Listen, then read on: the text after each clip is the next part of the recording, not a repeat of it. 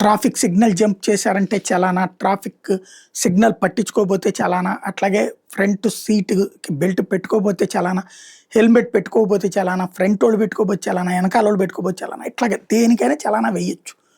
దానికి కాదని ఎవడు కోర్టులకెళ్ళడు, నడిచిపోతూనే ఉంటుంది. అయితే ఈ చలానాలు వేసేటటువంటి పోలీస్ డిపార్ట్‌మెంట్ వాళ్ళు వాళ్ళకేదో టార్గెట్లు ఇస్తే చేస్తా ఉంటుంటారు. ప్రభుత్వాలు దాన్ని క్రాస్ చెక్ చేసుకోవాలి. లేకపోతే ప్రజలు చలానాలు కడతారు. కట్టకుండా ఏళ్ల తరబడి పెండింగ్‌లో ఉంటారు. కానీ అమ్మేటప్పుడైనా కట్టాల్సిందే. ఇక్కడ గుర్తుపెట్టుకోవాల్సినటువంటి అంశం ఏంటంటే, ఆ చలానాలని సీరియస్‌గా తీసుకోకపోతే ఎప్పుడు ఎదురుతంతుందో తెలీదు. పబ్లిక్‌లో తీవ్ర వ్యతిరేకత వస్తుంది. ఇప్పుడు హైదరాబాద్‌లో ఈ మధ్యన విపరీతంగా చలానాలేస్తున్నారట. ఈ పార్కింగుల్లో కూడా ఎక్కడ పెట్టాలో తెలీదు. ఎక్కడో పక్కన పెడితే గనక పార్కింగ్‌లో నో పార్కింగ్ జోన్ అని చెప్తున్నారట. నో పార్కింగ్ జోన్ బోర్డేం పెట్టకుండా కూడా ఎక్కడ పెట్టినా సరే ఆ కాన్సెప్ట్‌తో కూడా చేస్తున్నారట. ప్రజలు తీవ్ర ఇబ్బందులు పడుతున్నారు.